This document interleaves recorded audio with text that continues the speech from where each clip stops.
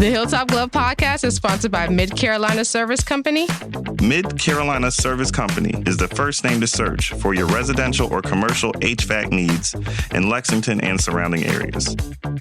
Just go holler at Jason and Clint. They'll hook you up on the air conditioners, on the restaurant equipment, refrigerators, refrigeration, ice machine repair. They've been doing this for years. I know them cats forever.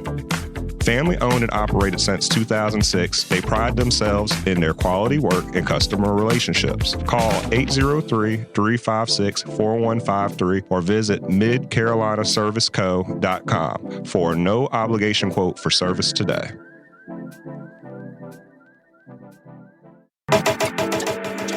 The Hilltop Glove Podcast is sponsored by True Brilliance Entertainment. True Brilliance is a production, promotions, and management company dedicated to connecting artists and producers across the Carolinas to music industry professionals.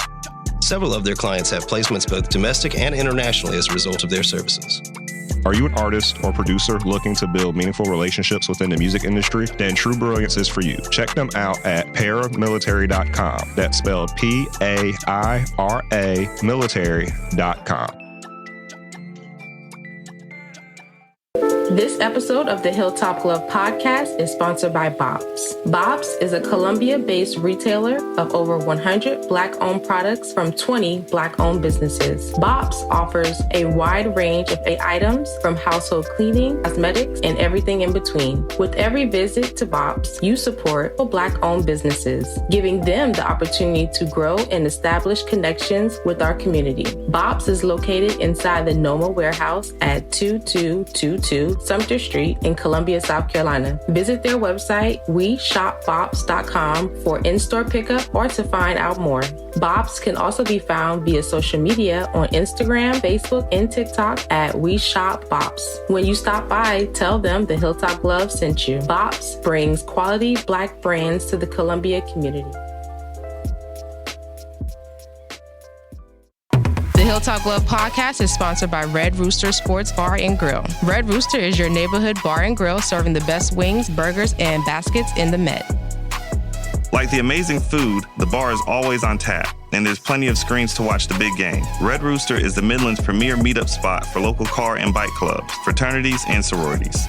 Staff is dedicated to accommodating all kinds of parties and events. If you're looking to catch a game, have a bite, and a drink, look no further than the Red Rooster.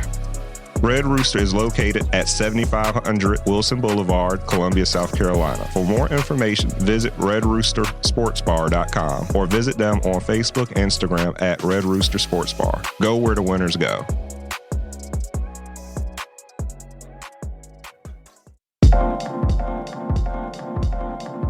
Welcome to the Hilltop Glove Podcast. Welcome to the Hilltop Glove Podcast. Welcome to the Hilltop Glove Podcast. Welcome to the Hilltop Glove Podcast.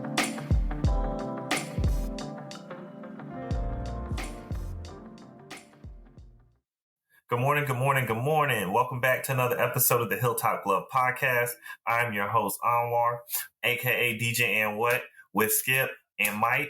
We don't have Tamaya today, but it's all good. Everybody say hello to the audience. Excellent, excellent. Today's episode, we have a special guest, Mr. Kenny Gardner. Kenny is a Charleston-based attorney, youth coach, and family man. He is an attorney at Butler Snow, where he practices tort law, transportation, commercial, and specialized litigation law. Kenny received the 2021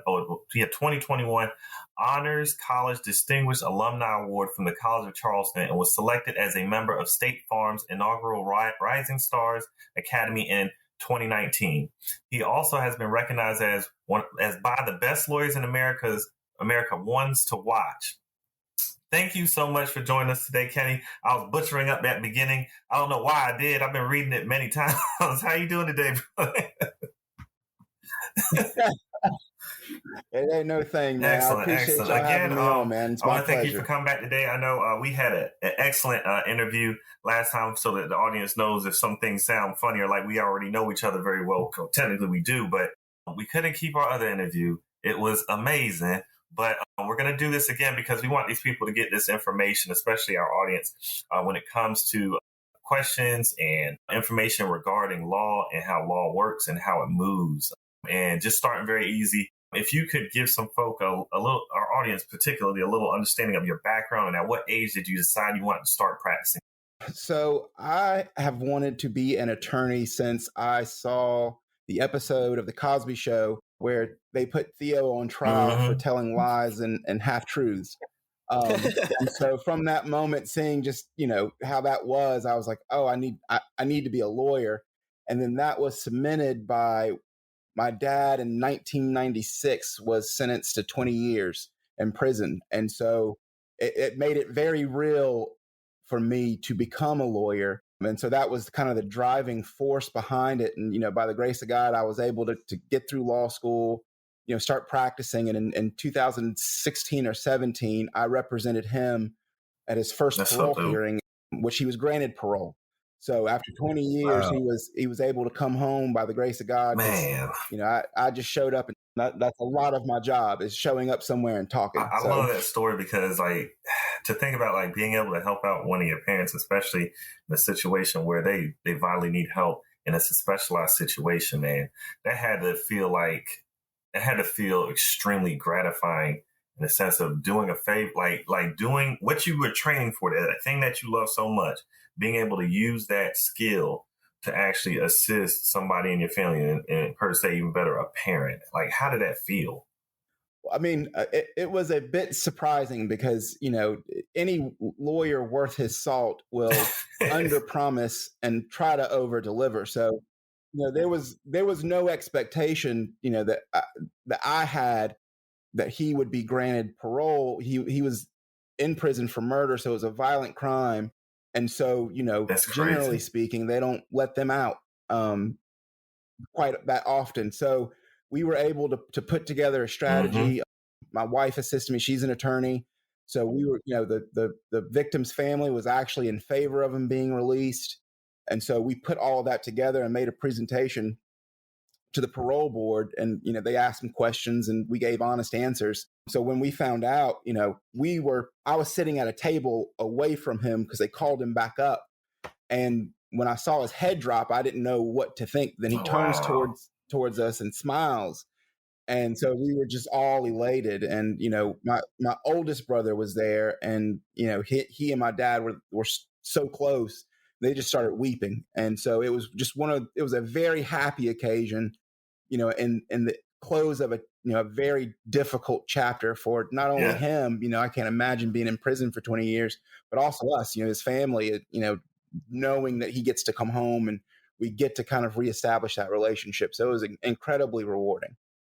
Yeah, man. I know one of the things I've always heard about prison, if you have loved ones or family that's in prison, is it's not just them serving time. That family is also serving that time. Oh, right. I mean, I spent, almost 20 years worth of weekends to, going there and sitting for a whole day. And it's, those prisons are never close. So you're generally traveling about an hour or so to get there. And then you have to go and get searched. You have to go through, you go through the locked doors. Yes. And, and you can't get to them and they can't get to you the way you want to. And what people don't understand is that if you have folks in prison, it's best to be there because if, the people who run it don't think you have family, they'll treat you like an animal. And so, I had to make several calls up there when there were issues, on behalf of my dad to get things straight. And so it's really important to have those people on the outside to continue to anchor you and give you some protection as much as they can. And that's so wild hearing that coming from a lawyer and somebody who knows the legal process, explaining that is a part of the system, that treatment. Because most people wouldn't believe you when you say that, it's not how they do. It must be doing something bad in there. But yeah, that's interesting. And the system half runs on little bullshit that happens. That's crazy though. You didn't think you'd have to step in and actually make a call, tell people how problem. That's wild, man. That is wild. Well, it's it's a human thing, right? People think of people in prison as people who have, they've done wrong, and so they don't deserve to be treated like humans. And it's quite the opposite. We're going to be judged harshest by those that we treat the worst. So those folks that are in prison that we ignore and that we allow to be treated this way, or a lot of these prisons in South Carolina haven't had any kind of work to the actual physical structure since 1992. Gosh, damn. And so they're living in dilapidated conditions, and they're overcrowded. By multiples, and that's why you see all of those kind of instances of riots and things like that in prisons, because there's so many prisoners and not enough people to really care or supervise them. And we all know prison is it's not, you're not supposed to have fun there, but there's a basic level of human decency that seems to get lost in the process, and it's tragic, but it's a real thing. I guess moving in and further into your profession, and like I said, learning the profession, doing the work, putting down the bricks to build that house. What were some ways that you started your preparation for your career, and how did you know you needed to do those things? Well, so in the back of your head when you're young and you're watching the lawyer shows, you just think you have to be the smartest, and you have to be clever and all that stuff, and that's certainly a part of it. But yeah, exactly.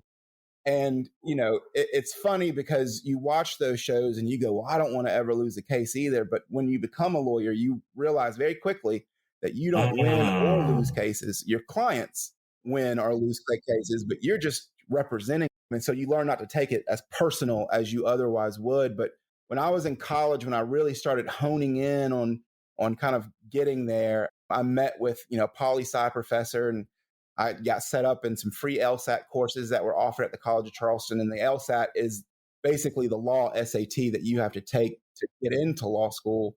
And it's weird because it's similar to the SAT in that it has reading comprehension, because that's really important. And then it has what's called logic problems. And it's kind of like math, but not really. It's really, really weird. And I hated logic problems. So you do that, you take the LSAT, and then when you get to law school, they teach you the substantive stuff of the law. You learn, what a tort is, or you learn what a burglary is and what makes up those crimes and the elements you have to prove to be successful in defending or prosecuting one of those things. But the most important skills that I learned, one, reading. You got to be able to read a lot, consume a lot of information, and then be able to digest it and then spit it back out in a way that's more succinct and persuasive, because you're trying to convince somebody to do something that you want them to do, whether it's a judge, whether it's a jury, whether it's, I've had presentations or in front of, town councils. You're just trying to convince someone to agree with your opinion and to, rule in your favor. And then writing.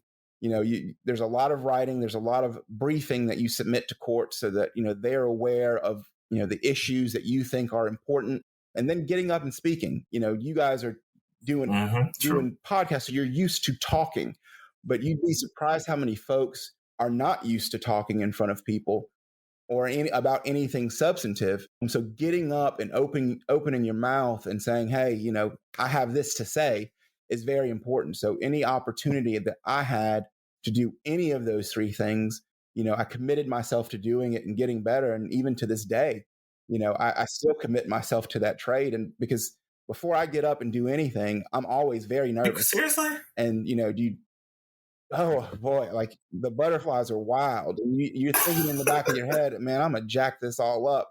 And you get up and you open your mouth. And the funny thing is very rarely do I ever remember what I say after I've said it. Wow. Once it's out, and I move on to the next thing. So the reading, the writing, script everything out entirely. You kind of have an outline, and then you go from there. Is that how?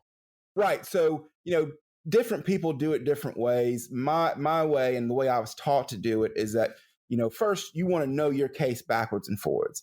Right. So you consume all of that information. You make sure that you know it. In fact, you know it to the point where you can tell the judge, hey, if you look in the record on this page, you'll find that. And then you start spitting out your argument. Right. Right.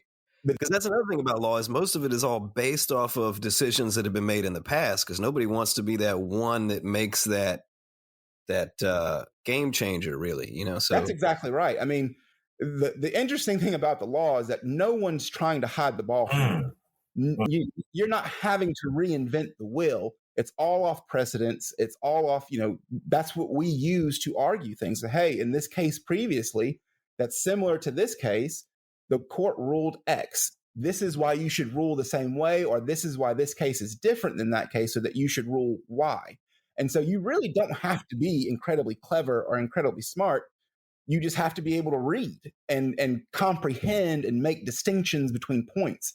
Because again, a tort is a tort. So, a personal injury is a personal injury, no matter where you go. But it's the ability to be able to distinguish those things and to get up and explain why they're different or why they are the same kind of dictates your level of success. Man, I'm telling you, okay, so, because I think that leads into an issue that a lot of folks have when dealing with law legal situations. And this is big. Like you keep saying this, reading and comprehension. I think that's that's the big thing. Like people are unable to comprehend what is going on, and they're unable to digest the information. So, well, and you're reading legalese too. I mean, like this is, yeah, it's different. Well, the funny thing is that I put here and to here for sure. They don't mean anything. Like my goal as a lawyer is. Well, there's a lot of kind of showmanship in the practice of law, but my goal as a lawyer is to make things so low that even the goats can get it, right? I want everybody to be able to understand what I'm saying, because in understanding what I'm saying, they have a greater ability to agree with me. And so if I'm talking over people's heads, the first thing I'm going to do is go, well, I don't trust that person. I don't even know what he's saying. Yep. So, a lot of times if I'm practicing an argument, I practice it with my non-lawyer friends or with my kids or non-lawyer relatives, because I know that if they understand what I'm saying, any jury will know what I'm saying. Any judge will know what I'm saying, because I'm putting it in the simplest terms. That's a good point. Good Lord. I never thought about it like that. That is a great point. So you aren't really trying to talk to those people who have an understanding of law in that that weird legalese talk. You're really trying to convey your point to the layman. Right. Well, right. Because if a layman can get it, then a lawyer can get it. Then a judge can get it. Like I'm trying to break it down to its simplest form, because you can always consume information up. You can't do it the reverse way. If you don't understand it at a basic level, you're not going to understand it at a higher level. And so if you can give them the base level and then build on that, you have a greater likelihood of success in trying to convince somebody to do something that they otherwise wouldn't want to do. So I guess that really harps on this point. And I know the misconceptions of lawyers or attorneys and how they operate. So like when we're watching, like you're saying, watching these TV shows, and we see these lawyers using all this cool slick talk, moving around the court, trying to get people to show emotion and stuff like that. That's not what's going on, is it? Well, okay, so there's a difference. The big distinction between what happens on TV and what happens in real life is the timing. Nothing moves so fast that it can be resolved within an hour or 30 minutes. There's usually, you request and seek extensions and are granted extensions a whole bunch of times. And in South Carolina, at least, you don't go on a trial docket, meaning your case isn't up for trial for at least a year. And then all of the other cases that are in front of yours would go before yours. So it could be greater time than a year. But a lot of the persuasive things, do ring true. So for instance, when I'm talking to a jury, I'm trying to prick at their emotions. I'm trying to get them to look at something the way that I look at something, or the way that I think they should look at it. So, your cadence, your pauses, your breaks, the words you use, all of those things come into play when you're talking to a jury. For instance, if there was an accident and you ask, that there was 10 seconds between, when somebody moved and then, the collision happened, I might say tell the jury, ladies and gentlemen of the jury, you're going to hear testimony that says it was 10 seconds. And then you go, I stop, I look at my watch, and I wait 10 seconds because that pause 10 seconds is a means long something. time. Right. And so they understand, if I'm on the defense side, I'm saying you can avoid it. He could have avoided this accident had he, and so that means something. So, those things are similar, and a lot of stuff I get from teachers. You take people's style and you mesh it together, and you develop your own. But I pull from all kinds of places. I pull from hip hop music.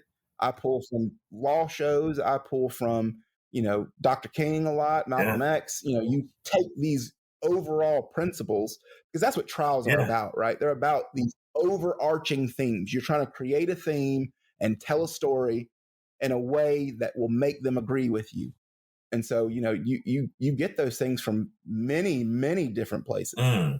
Now, this is how I get to the nice part of the interesting part of the conversation with some of this messy stuff that's going on. So, and I know we're just talking about misconceptions, looking at trials, how things run. And of course, the amount of time that usually goes into trial and how it should run. You have some very high profile cases out here that we have talked about. Some have already been concluded, but you have some that are still going on right now, including the one with Ghislaine Maxwell.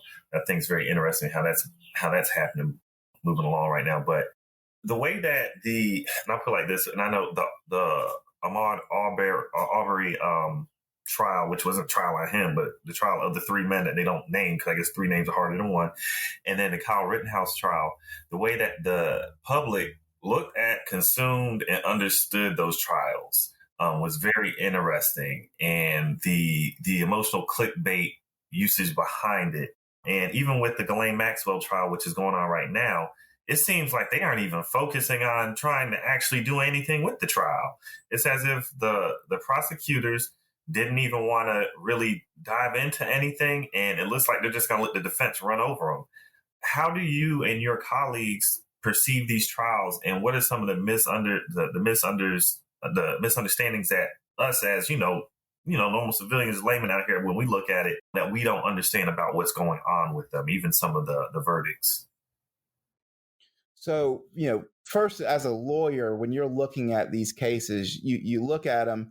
I always look at them from the perspective of, a jury can do anything, and they often do anything, and you don't expect it. So one of my first things I tell my client is that, hey, I think this will happen, but you never know, because if it goes to trial, it's out of your hands.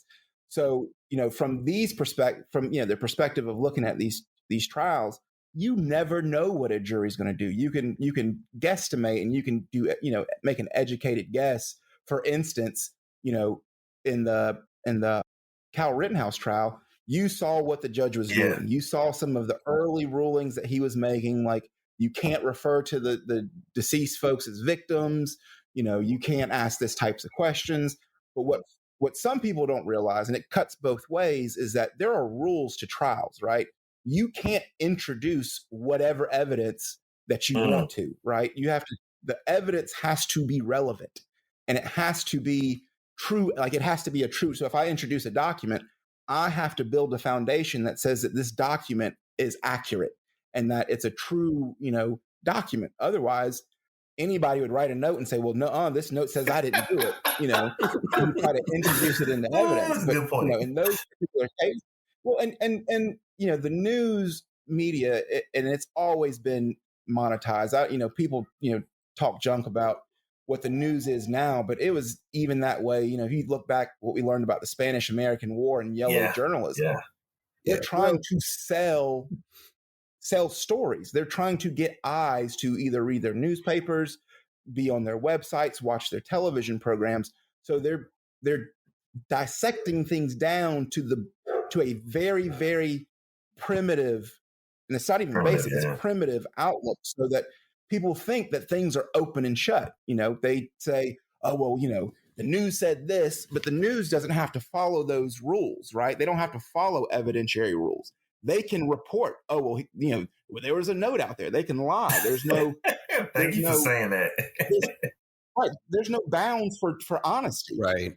So, in the Rittenhouse trial, if you actually, people don't understand the legal system. They don't understand how you put up a trial, how you make a defense, and most importantly, what you have to prove in a criminal context to convict someone. So, in a criminal case, it's beyond a reasonable doubt. For civil cases, where you're suing somebody for a personal injury or a bad business deal, it's the preponderance of evidence. And the difference between the two is that the preponderance of evidence is a lower standard, right? It's, 51 to 49%. Wow. So if it's even that slight, the 51 is supposed to win. In the criminal context, the reasonable doubt is a much higher standard, as it should be, because you're going to be taking someone's liberties away. And so in this context, if people look at it and go, well, he shot these people and he crossed these state lines with this gun. But if you actually looked at the testimony in the case, the actual facts and evidence, you'll know that he got the gun in the state that he was in, where the crime actually happened. And the witnesses, for instance, one of the witnesses against him was a gentleman that was shot and that didn't die.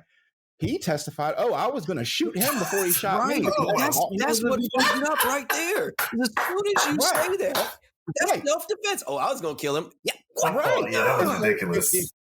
Oh, man, just shut your mouth, man. What the hell? Like, if you are sitting on a jury and you hear that testimony and the whole defense is, I was defending myself, I feared for my life, and I hear that testimony, I'm going to think quite logically, he was trying to defend himself. This guy said he was And so when you look at those things in that particular case, you are not as surprised by the verdict, but because people don't understand it, they think, because he killed some people that supported Black Lives Matter, that, it didn't mean anything. Well, that's not completely true, because the instance here is that, it's not the fact that it was Black Lives Matter. Our goal is to not say, hey, Black people or Black issues need special treatment. Ours is we want to be treated with the same type of system that you have, Cal Rittenhouse. So the issue here is not the Black versus white. It's the justice system that, Black people get versus the justice system that white people get or rich people get. Which goes into the I can't remember her name, but you mentioned it. I keep thinking of Epstein. His partner in crime. She can afford a very good defense. She can. Oh, yes, she can. Having resources helps, because I can go out and hire the best experts, right? If I got a public defender who I know some very talented, they're the most talented lawyers I know, but they've got 200 cases and they've got a really small budget. So there's a limit to what kind of defense they can put up. Private lawyers, if I'm filthy rich, I can put the best defense up that you would ever see. But again, it goes back to what's relevant in a trial. So in that particular case, some of the things they might be trying to bring in may not be relevant to the fact of whether or not she assisted Epstein in, committing these very awful, horrible acts on, underage people. But again, from the outside looking in, and if you're just a layperson without any kind of understanding of how the system works, you won't understand it, and it causes you, I think, unfairly to lose faith in the justice system. Now, that's a big issue. That's not saying, and it's not. And I'm not saying at all that the justice system is perfect or that it's fair, because I think objectively you can tell that you have a much different justice system for rich or for white folks than you do for Black people or poor people, because you look at instances like death row. There are more Black and poor people on death row than anything else, and that's not by mistake. There's more, if BJ and Jerome both get charged with the same crime, there's a 30% more. There's a 30% chance that I'm going to get 3 times the sentence that BJ gets, not because my crime was any worse or that my criminal history was any worse, but the only different fact is that I'm Black. You look at the case with the kid in California who Yes, I was about to say, yes. Oh, my Lord. He got, the judge says, I don't think prison would benefit him at all. Whereas, Yes, you that's look what at happened. all those cases of those I don't know college that football players prison who get benefits convicted. anybody, but Right. And so it's insane. So again, I think the point is that if we look at it from a purely objective standard, our justice system is probably the best in the world, but it's not equally Yeah, that's what I was about to applied. say, because you have nuance in the system. Like, the judge was able to say, hey, I have sentencing on this fellow. I'm not even going to put him in jail because I don't think it's necessary. Now, if that was applied to a case where that was like morally correct, like, oh, this guy, he did this, he was getting some bread because he was hungry. Oh, he got caught with some weed? Oh, I guess that's not something to send you to jail that's what I'm for. saying. Like, if it was something that was, do that treatment, that would be excellent, but it's not happening. It's the equality and application, right? It's, hey, these rules aren't bad in and of themselves, not all of them anyway, but the way you apply them is bad because you give the folks who did whatever they did to Emmett Till the benefit of the doubt. They went through the same system as the Scottsboro boys, but because the system isn't applied equally, the Emmett Till folks because they're white, get off. And then the Scottsboro boys all get convicted of rape and sentenced to death. And it takes a miracle or a landmark case for them to be given the same rights as, the other folks that get the benefit of the system. And so, but even having an understanding of the law will help you, zero in on those particular issues, because if you don't know anything about it, you can't speak intelligently about what the problems are. And so you can't move the ball forward. But if you do have an understanding of it and you say, okay, well, I know that the justice system works these are your rights. This is how it was done. If you have that basic understanding, and I'm not saying that everybody needs to be a lawyer, but if you have a basic understanding about how the system works, one, you can navigate it better. Two, you can affect change in a more substantial way because you know where the problem exists. And so you can go attack that problem versus, doing something from 30,000 foot. Gotcha. I feel like a lot of times people look at what we feel is right, and Kyle Rittenhouse getting off doesn't feel right. So automatically we just jump to the fact that like it was a scam, it was a plot. Everybody was doing these things to make sure that it went that way. And maybe, I don't know, it does happen. But like then you look at the Arbery case, and I kind of want to dig into this a little bit more, because when we're talking about bias and injustice in the system, it starts with where police are patrolling, who they're pulling over, and then you end up with what the prosecutor, the DA, or whatever is actually trying to have happen. But then at a certain point with the Arbery case, the jury selection went real awry. It did. Right. And for everybody who's not familiar with that, basically what happened was you can dismiss jurors as long as you give a reason, but you're not supposed to dismiss them for race. Well, what happened was all the black people got dismissed except for one guy. Now, thankfully, that case went the right way. It looked like, from what I saw as a layman, the prosecutor did a great job. She did a phenomenal job. And I think the point is that those things, it's not either on one end of the spectrum or the other, right? Like they could be trying to give them every single benefit. So, and Kyle Rittenhouse, the judge, was trying to give him every single benefit. He couldn't doubt it. Right. And the prosecutor is limited. Cousin. Right. And the prosecutor's limited by the facts that he has. Very true. That witness who was shot, the prosecutor can't do anything with that. I know. Other than take it and try to make the best you can with it. Yeah, person on stand doing that. Like, I mean, I know you don't prep your I mean, you're not supposed to lead them and tell them what to say, but like I would assume there's some kind of discussions about, what happened the day of, like before they even got to that point, right? Like why would he let him get on the stand? Well, no. So first, he's got to put him on the stand, right? Yeah, he's the only living victim about what happened. So the person who can give the best evidence is this person. Good gracious. Lawyers soon, like, I prep my clients for trial. I prep them for depositions where, you go on the record, they ask questions, you answer them.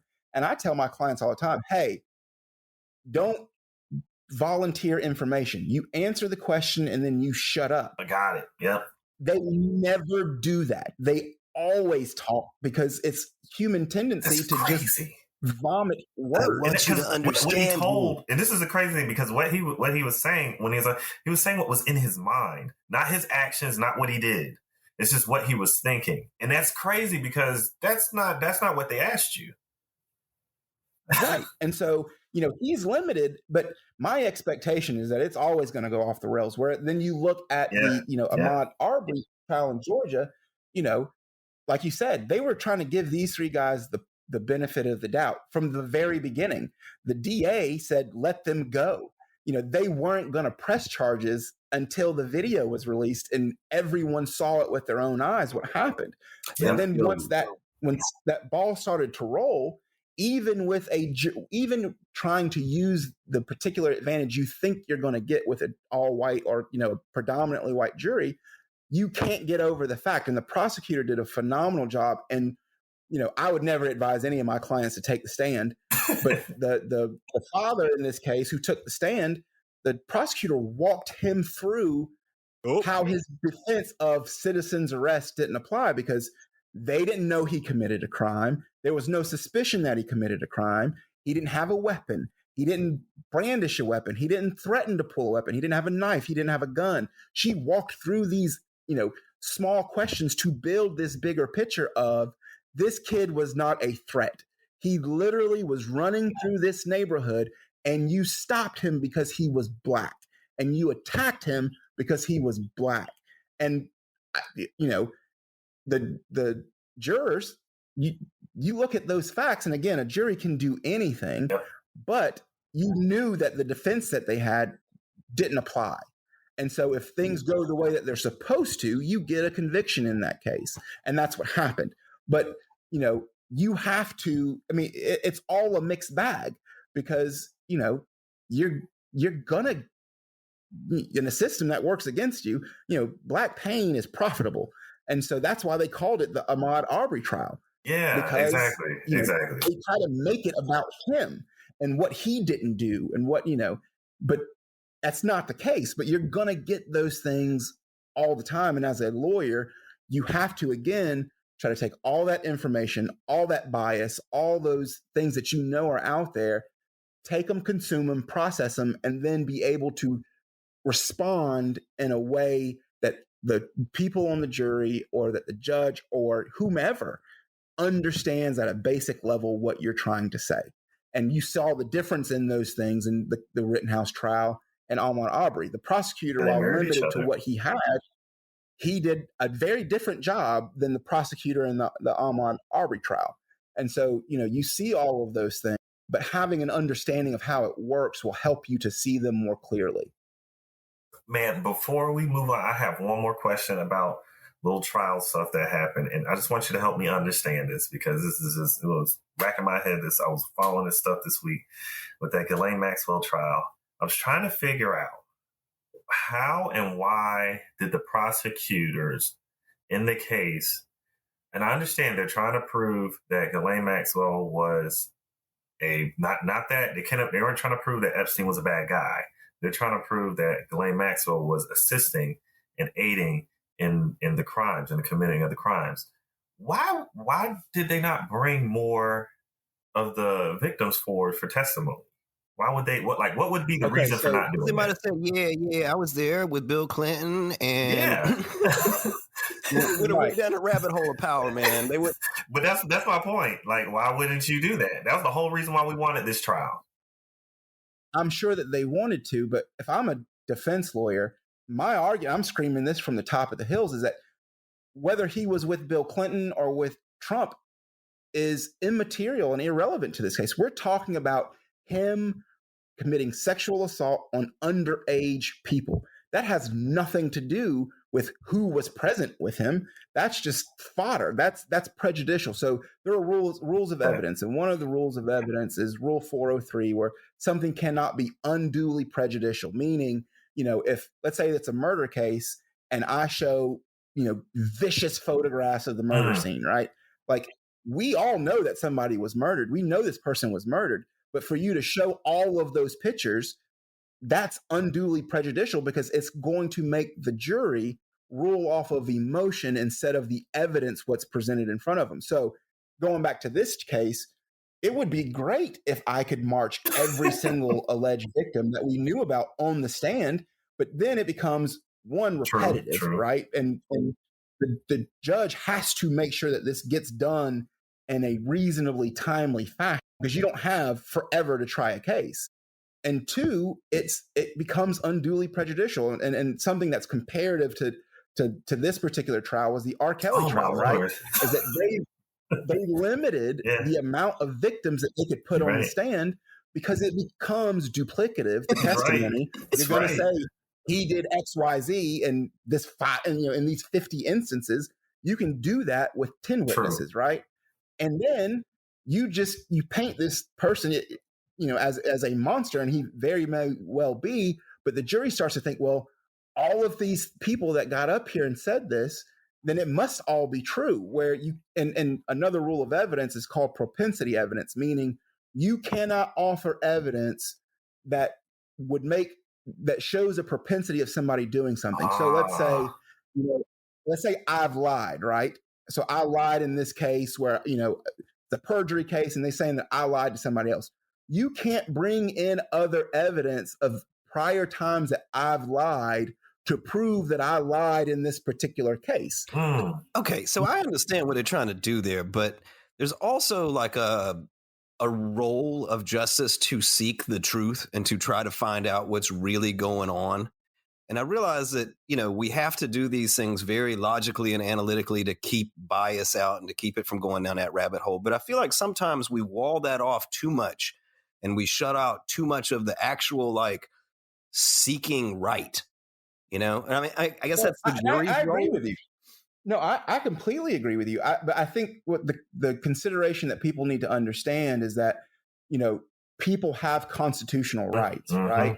There's rules and to the so game. You can, there is a format and rules to the game. So if I'm, I wanted to be a defense lawyer, a federal public defender growing up, before I became a civil prosecutor, and people would say, well, you think you could defend guilty people? No, my goal is to make sure that the prosecutor is playing by the rules, that and that's my job. If that means that somebody gets off, that they otherwise might be guilty, well, the system still works, right? Like it's supposed to, but it's supposed to make it as fair as it possibly can. There's another rule that's saying, you can't use character evidence that's older than 10 years old, right? Or a conviction of another crime more than 10 years old. Because let's say, I committed murder 20 years ago, right? And I'm on trial for murder. And you come out there and say, well, didn't you get convicted for this murder 20 years ago? And you say, yeah. Well, then the jury's going to think, well, he murdered before. He must have murdered this time. And whether or not I did, that's not fair. It's not fair to me as a defendant and my constitutional rights to have you bring that stuff up. So as a defense lawyer, that's my job, is to make sure that you don't get stuff in that's not supposed to come in. And it pisses people off because you think and you say, he quite clearly was guilty, but that's not always true. You look at even now, how many folks are spending 40 years in prison, and then it comes to find out that the eyewitness testimony was junk, or the bite science that they introduced was junk. And so these people, and there's a saying that it's better to let a guilty man go free than to convict an innocent man. And that's what those rules are set up to do. And in certain circumstances, it sucks. And you go, well, they clearly were guilty, but in other cases, they were actually innocent. And so, it doesn't work the way that it's supposed to. And so it's really just an attempt to make the judicial system as fair as possible. Some kind of balance. And sometimes, you have to find a balance between constitutional rights and rules and, unfortunately, the truth sometimes, right? Because, the prosecutor has a job to do. I have to prove beyond a reasonable doubt that you did something. So the scale is supposed to be tipped against me as a prosecutor because you're that's taking rights away. Right. I could take someone's life, and we should only do that in circumstances where you can be absolutely sure that people played within the rules and that it's beyond a reasonable doubt that they did whatever it is you're accusing them to do. And that sometimes doesn't look good it doesn't pass the smell test, but it's necessary. Dang, Kenny, I'm telling you, Kenny, yo, you dangerous, man. I'm trying, the way you explain that, you know I don't want to hear that, but you know you're right. I know you're right. I don't want to hear it. And it's not fun. I mean, and it cuts both ways, right? Like, in my dad's particular case, there were some things that went on that were just really crappy in his trial. For instance, he was going to take a plea deal, and he went up and he was going to accept the plea deal. But, my dad thought he was smarter than everybody else and said, well, I would plead guilty, but I didn't do it. So the judge couldn't accept his plea. But in that meantime, the bailiff in the courtroom went and informed the jury that there was a plea deal, right? And so they were going to get dismissed. Well, when the judge says, well, I can't take your plea deal, the trial keeps going. And those jurors already had that information that he was going to take a plea deal. Well, of course he's guilty. No guilty person is going to take a plea deal. And so, those are things that, that are against the rules, but they happen. And so you have to be able to deal with them, and there was a lot of, that it was more nuanced than that, but that was essentially the case. And unfortunately, my dad got in his own way, as defendants often do. And guilty folks often do. That's why they say, anything you do and, say can be used against you. They mean that. So the best course of action is for you to shut up and say anything. Truth. And are we doing that the right way, though? Like, as a culture, are we doing that the right way? Because I feel like at some point, to achieve actual justice, it has to be about, like, people actually speaking their truth about what happened and taking account for that. But in our system, it's everybody shut up, don't say nothing, make them prove it. When, in reality, if you did something, like we're talking like higher level truth kind of thing. Like if you did that thing, there's got to be some kind of atonement or fixing or repair to society. But nothing about this is ever about that. It's just about lock people up. Well, I see what you're saying. What you're asking that's a more existential question, or a question in a vacuum. But if I do something wrong, I don't want to be punished. I mean, that goes back even to Cain and Abel. God said, hey, where's your brother? And Cain said, I don't know.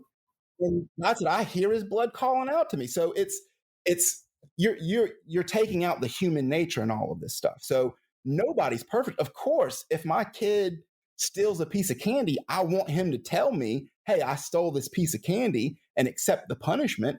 That's not how it works. Even from birth, a baby will steal a cookie out of the cookie jar and you say, hey, did you take that cookie? Yeah, that's crazy. That's crazy. With the cookie still in hand. So in a perfect world and in a vacuum, what you're saying is the best system that there could ever be. But that's not the case, because when you start looking at human tendencies, you start to look at, okay, going back to the Scottsboro boys, it wasn't that they committed rape. It was they were black. And so, that was not a seeking of the truth. And of course, it happens that way. And it happens the other way, where a defendant who's guilty as hell gets off. But which one would you prefer if both of those were competing interests? Would you rather the innocent person be convicted, or would you have the guilty person potentially go free? And in some cases, you have to pick the one. Because under in a vacuum and under perfect circumstances, you would never get it wrong. But that's not how human beings operate. And so you've got to develop these rules to try to make us operate in that fashion. And you can only get so close to the sun. You're not ever going to get there. You're not ever going to be perfect, because it's human nature. So I agree with you 100%. I just feel like culturally it creates a situation where you grow up when you steal from that cookie jar, then as you go through life and you learn and you mature and you grow as a being, everything in our culture is reinforcing the fact that you hide everything you do that's wrong. And we hide it from our friends, we hide it from our family, we hide it from the law, but we don't ever like accept those things. And we're not like, our culture doesn't encourage us to delve into that stuff. And I don't know. I mean, this ain't something that we can fix in this next 100 years or so. Open and honesty is not the reigning principle in our culture.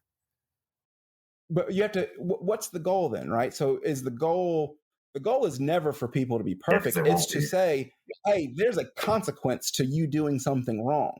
And it's that consequence that's supposed to deter someone from doing wrong. That's as close to where we can get to, in all logical terms is, so it's not necessarily saying, hey, we're developing a culture where, you're trying to beat the crime. No, we're trying to instill a culture that, hey, we want to prevent you from doing the crime by showing you what happens to folks who do the crime.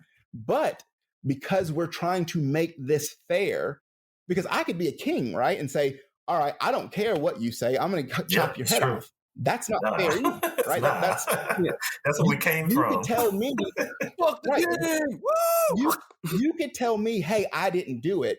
And I know you didn't do it. But because I'm friends with somebody who wants to take your business or wants what you have, I'll sentence you to death because I have a relationship with that other person.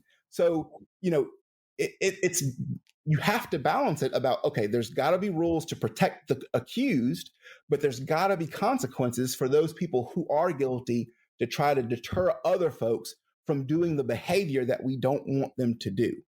And that's the seesaw that we keep playing as a system. Yeah, because we have to live, because we do live in the muck and the mire. Like, we don't live on that hill, in the ivory tower of the hill. We don't. And that's the part that sucks, because just like they always say with gun laws, they say, well, we got gun laws. And that's true. We do got gun laws. And the whole idea of, well, we'll just take people's guns. No, it don't matter, because I always tell people, you can say we're going to take people's guns or make stuff safe. Heck to the no. Criminals are criminals for a reason. They don't follow law. So they're going to go get a gun anyway. So the gun laws, they're there for certain reasons to protect people in certain circumstances, but they aren't an over-encompassing thing. There's no perfect way to make sure that said thug over here doesn't go and shoot this person over here. It's not. It's how it's set up. But like you said, we try our best. Well, and to make the same point, I think Mike was saying is that you look at it the other way, though, because gun lobbyists pay a lot of money so that gun manufacturers are never prosecuted. They can't be held liable for, so there's certainly, there's a pendulum and there's a spectrum that pendulum swings on. And so as a lawyer, our job, from a, overall standpoint is to nurture this system so that it can be the best that we can. But in the other way is, I have a fiduciary duty to represent my client's best interest. It's not in my client's best interest to go to jail for life. So if I can do something to, let's say he's guilty. If I can do something to mitigate those things, for instance, put up evidence about, his childhood and the trauma that a person went through as a childhood that helped develop them into the person that they are, so that, you feel sympathy and say, okay, well, I'm not going to whack you completely hard, but I'm going to give you 15 years instead of 25. That's my job as a lawyer, is to protect my client's best interest, even if that's to the opposite of what's the best interest of a whole, because that's what lawyers, that's on a very basic level. That's who we are. You are hired to speak on behalf of a particular person, entity, business, whatever it might be. So my first and foremost duty is not to say, okay, well, they're right over there. It's to say, hey, this is why they're not as right as they think they are. Now, again, there are certain things I won't do, right? So, there are certain clients I won't take on because I have a certain level of right and wrong, my line in the sand. And so, if a client says, well, I need you to go lie to the court, I'll never do that. I don't care what it is. I'll take what the facts are and we'll do the best that we can, but I'm not going to lie, cheat, and steal to get you off. And no lawyer should ever do that. But it's my job to play within the rules to get someone whoever it is, the trier of fact, to agree with the position that I'm taking. So that's what you do. And sometimes, again, it doesn't smell good, but if I'm representing a defendant in a case, I'm going to do everything I can possible to do what's in his best interest. And so, and it falls out in a whole bunch of ways. And that's part of the fun of the job, I guess. Oh, I have one more quick question on this also, then we'll move on so we can get you on rolling. But do you believe that corporations should have peoplehood privileges and citizen privileges? No. Thank you. No, they should not be considered persons. But that's a political belief to me. What it does is if you say a company is a person, then they're entitled to the same rights. So they can give endlessly to political campaigns, and they have. I don't think they should have no rights. I think there's certain things that they should be able to do, and certain things that they can't. But they're not because person. We can't. My whole issue with that is. You give them peoplehood rights, but they can live forever and they can't be sentenced to death. That's not a human. And everybody who's guilty can dip out. That's what I'm saying. It's not human. You can do some really horrible things and then leave, and then everybody's like, "Oh, well, yeah, sorry, we didn't know that we were just making bank accounts in everybody's name." Goldman Sachs. Right, and you have an endless amount of resources. You have an endless amount of resources. That's what I'm saying. That's not a human. Like a human is a biological creature. But legally, right, and by having those resources, you tip the scales not in favor of justice, right? If I can say, all right, well, I'll pay you, $1 billion for spilling this oil. Well, that doesn't fix the people who are harmed by it. That just it just helps mitigate something that you did. So people aren't paying for it because I know that if I said, all right, well, if you did this corporate whatever and, you stole from all these poor people, so I'm going to put you to death, or I'm going to sentence you to, 100,000 years in prison, you can, the idea being it's going to deter other corporate, people from doing the same thing. But if I say, all right, well, instead of one of your CEOs or whatever going to jail, we're going to, you pay me $1 million and, we'll watch you for a little while. That's not fair. Like you said, that doesn't feel right. But that's because the bigger person is taking advantage of being the bigger, might makes right. Whereas go ahead, might make right. Yeah, might makes right. Yeah, right. And whereas little folks, we don't get that benefit of the doubt. So that's a tough thing. But I certainly don't believe that corporations should be excellent. People. Moving on, I guess you say to lighter subjects. Man, of course, I know we've spoke about this before, but we know each other pretty well. We did actually meet each other as undergraduates at CFC. And that's how you know myself, my other brother. And of course, I did DJ at your wedding. And man, yes, right? Man, that was such a fun time. I was looking back at the pictures the other day, you just looking at it, man, just remembering that time. Man, that was a beautiful venue. My mother-in-law absolutely loves you, Anwar. I mean, you will probably never do anything wrong in her eyes based on the fact of you being there and you doing you did a phenomenal job. And it was such a pleasure to have you there and, to share that experience with you. But man, I mean, she still talks about it to this day. Man, we're going to have to link up, go get some dinner or something like that. Especially it's hard to, go and see people with the current circumstances, stuff going on. But I miss, because we have community. Like we created a community at CFC. Even with some of our other guests we had up here, like Jermaine Johnson, those are people that we knew that we created community with. And those bonds moved way on beyond college, which was so dope. And just based on that, how important do you think it is? And I just want, some of our guests, they can understand this, especially dealing with folks who are at the younger end of the spectrum, the importance of having a like-minded community of folks or culturally similar peers to support you as you seek out your goals and as you grow up and become an adult. Because another thing, this podcast is about us millennials learning how to adult better and coming into our own as the next generation to, take up the mantle from those who are about to, retire, pass on, etc. We got to be ready to actually change some of these systems that we're talking about today, be influencers in these positions. But to do that, you do need community. And could you speak on the importance of that? Right. Well, the first thing that pops to mind is that no man is an island unto himself, right? it truly takes a village. It truly, to move the ball forward. No, a person can only do so much. So, if I have a friend who's a doctor, right?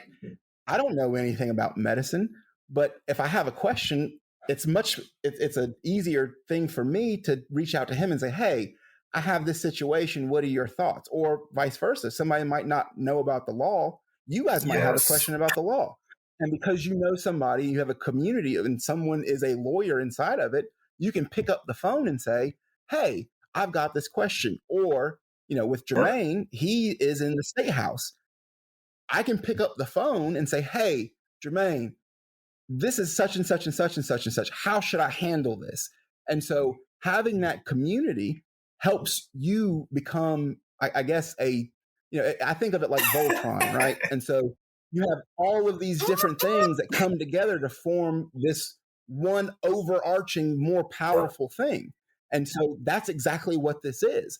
Me by myself, I can only do so much, but us together, we form this bigger thing that's harder to take down, that can get things done, can handle bigger problems, can, do all of those things. And so without community, you cannot do that. And so, having folks that look like you and not necessarily think the same way, but that you have shared experiences, that helps you kind of get a better understanding of the world. And so, community to me is the most important thing, because my first duty as a human being is to help somebody's journey along the way, make it a little bit easier for them than it was for me, because that's if I'm not doing that, then nothing else that I'm doing is worth anything, because the things you do for yourself don't mean anything. It's the stuff that you do for other people who A, can't do anything back for you, and B, who don't have the expertise. Those things are going to stand the test of time. Those are the things that we remember, and those are the things that we cherish as kind of this, ultimate, humanistic thing. And, community is the very beginning of that, and always has been. That's a good answer. That's a great answer, because I'm telling you, this is because who you're speaking with, like Mike, that's our community member. Like, that's what people don't realize. Like Mike, Kevin, and I, we were all community members. We all came up together, met each other from a long time ago, and we stuck together. And without each other, like, there's a bunch of, man, you cannot do all this stuff without each other. All of those things. Like, I know, so going back to my wedding, Anwar, I knew you DJ'd. I needed someone to DJ my wedding that I trusted enough to know that they were going to make it a good time for everybody else and for me and my bride. And so that's that community. We formed together, and I did the same thing with a photographer, did the same thing with a caterer. And so they all come together to make this thing special. And you apply that theory in anything. That's deep. Community makes something special, because without community, it don't mean anything. It doesn't. It's a waste of time. And I always tell folks, the reason why you're here as a human is to make other humans' lives easier. Like, other than that, you might as well just go ahead and hit dirt, bro, because there's no reason to be. Well, and this world is hard enough, right? Like, we just got done talking about some very difficult things, and the justice system and criminal cases. The world is hard enough, right? And so I don't, not a bruised, the scripture says that, not a bruised reed did Jesus break, nor a smothering wick did he put out. Meaning, I don't need to make it harder for you. Like, that's not my job. It's to help to lift the burden off, not put it on. And so people lose sight of that, and, we get all kind of mixed up in the whole sauce. But, if that to me is, we talked about, breaking things down to its most basic form. That is the most basic thing. I need to help other people.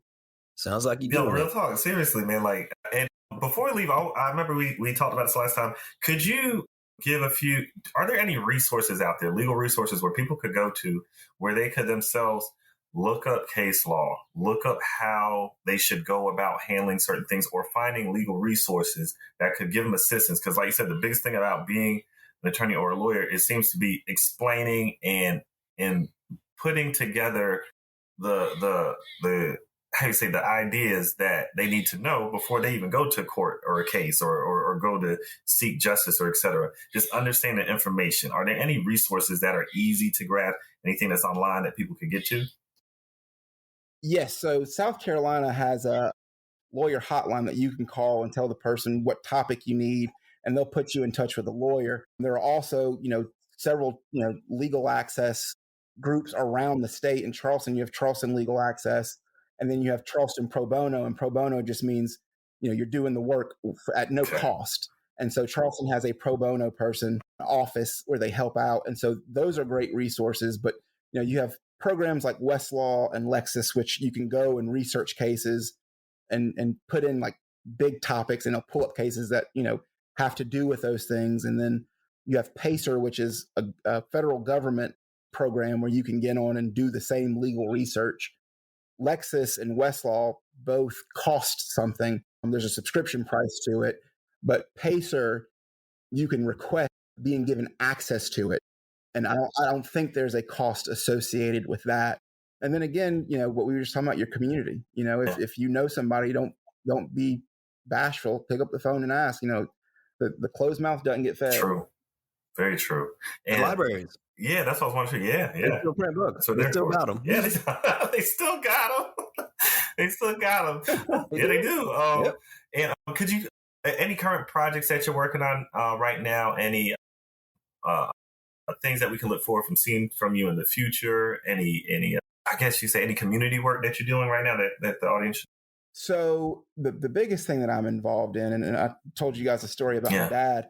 There's a program called Turn 90. It was formerly known as Turning Leaf, and it's a prison reform program that uses an objective-based, you have objective tests, and then you have the religious-based programs. This is an objective test where they put folks who are recently released from prison through an intensive 8 to 10 week program of dealing with the triggers and the things that got them into trouble in the first place, to help them choose different options and choose a different path, and give them the tools to do it so that they can avoid being reincarcerated, and it decreases the recidivism rate. And the program is super successful. Amy Barch, the director, she did this from scratch, and we're trying to grow it through the state. Right now we have an office here in Charleston where it started, and we just recently opened an office in Columbia. But, those types of programs always need support, always need funding. So, anybody's listening who's interested, they also have a t-shirt shop, because what they do is they give these guys job training, and they have a job placement rate. I think it's around 99% of getting these guys jobs. But a part of the program is them working in this t-shirt shop. They have to clock in, they have to be on time, they have to do all of those things to be a productive citizen. But it's in a scale that will help you be successful, instead of just kind of throwing you out there and saying you either sink or swim. Exactly. Phenomenal program, and I can't recommend it any greater. Go to their website, buy some. They sell the t-shirts, or if you're ever interested in taking a tour, you can reach out through their website, turn90.com, and request one. And those folks over there are great people. So excellent. Before we get out of here, Mike, do you have any more questions for Kenny? Man, I heard somewhere you were a sneakerhead. Yeah. Yes, I am a lover of sneakers to my wife's. She married into it. When we first started dating, I had a closet full of sneakers, and it's just only gotten worse. But when I was a kid, when my pops went to prison, my mom, it was her and 4 children. And so we couldn't afford sneakers. So I told myself at a young age, as soon as I start making my own money, I'm going to buy sneakers. And I just be buying stuff at this point just to be buying it. I work in an office, so I wear. You made a really good purchase recently before my man Vincent Avilo passed. Yeah, man. I got some off-white twos. I got the black and blue ones and the white and red and black ones. And I mean, unfortunately and fortunately, the price of them skyrocketed, and I bought them before they skyrocketed. But I'm not in the resale game. I buy my shoes to wear them. I wear them to the office on Thursdays and Fridays. I'm about to ask you, wear these with suits and stuff, man? You wearing some? If I don't have a client meeting, I dress more casual in the office. But yesterday I wore some Jordan 11s to the office. I wore the Cool Boys that just came out. Fresh to death. Dress sneakers are slick, man. You can do it. Yeah. Like you gotta be selective, but I like that. Right. look. Right. And, and my thing is, again, that's my Exactly. vice. Like, I like sneakers. And so I don't drink, I don't smoke, I don't, my kids are taken care of. My wife is taken care of. And, she very graciously allows me to indulge myself in those things. And it's even gotten to the point where my kids are like, oh, we know what daddy wants for Christmas. He wants some shoes. Like there's no guesswork. That's good training. That's good training. And doing anything. So yeah, it's a problem, but it's, there could be worse problems, I suppose. Exactly. And don't ask my wife that. She might give you a whole different. we may have to get her on the show to talk about that and a little about her stuff. But Kenny, listen, she's a much smarter, better person than me. She's a much smarter and a better person. I outkicked my coverage when I got with her, and people, I got married. I was a 3L in law school, and she was a year in front of me, so she was already out. But they're like, we got engaged within, a year of dating. And my thing was I had to hurry up and lock it down before she realized that, what she might have been getting herself into. So. Oh my goodness. My man oh, Lord Jesus. Well, on that note, man, I'm going to say, Kenny, it's great talking to you, having you on as our guest on the show today. We're happy to have you take this time out again. We will, of course, speak with you again in the future. And one of the things I know I would want to do is bring you back in to talk about certain things that do happen in the legal world so that our audience can have an understanding on these things, especially as things, as we move into next year, things are coming up on dock. We got new cases coming through that are important. And I know our audience does care about these things because we are at the age where this stuff does impact us. We aren't, young 21-year-olds out here just living wild out in the world anymore. So we actually decision makers now. Yeah. People care about what we think. Our votes count. And well, any way that I can be a resource to anybody, any of you guys especially, I'm happy to be a resource. We got the same kind of vibe and the fundamental beliefs of helping other people. So anytime I can, be a resource to any of your listeners or to you guys, let me know. But I also want to give you guys a shout out. You guys were nominated for the best, nominated for the live podcast of the year, the SC IndieNet Awards of 2021. And I've already done my part, and my wife has done her part. Got online, we put our information in, and we voted for you guys. And, all the listeners, make sure y'all, I don't know what the timing is, but if there is an opportunity to go vote, y'all go do that because y'all are doing big things, and it's important to our community. You guys are the avenue and the tool that we can build community through. You. Appreciate that. You guys are reaching the masses, and what you guys are doing is amazing, and it's necessary. Man, I appreciate it. So I thank you guys for having me on. Man, I appreciate it. That's high honors coming from you, man, because you're somebody that we respect. I've always respected you since I knew you back in college, man. And as they always say, relationship goals, man. Hashtag relationship goals, brother. Other than that, I am going to sign out for today. I want you to be able to get on to what you got to do. So for the Hilltop Glove podcast, it's DJ and what? Mike on the ones and twos. Mike, holla at him. There we go. I know Skip's in the background. Kenny, thank you so much for being our guest today. I want everybody to have a blessed Saturday and a blessed weekend. Take care of you and yours. Make sure you tell everybody around that you love them. Have a good one. That's it for today's episode of the Hilltop Glove Podcast. Make sure to subscribe to us on Apple Podcasts, Google Podcasts, and other platforms. Also follow us on Instagram and Facebook at Hilltop Glove.